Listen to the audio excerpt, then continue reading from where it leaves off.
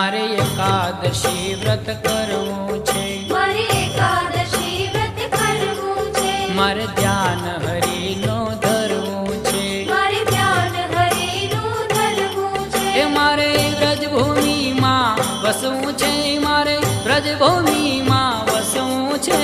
ધન્ય એકાદશી એકાદશી કરી દે તો વ્રજ સુખ પામીએ. ધન્ય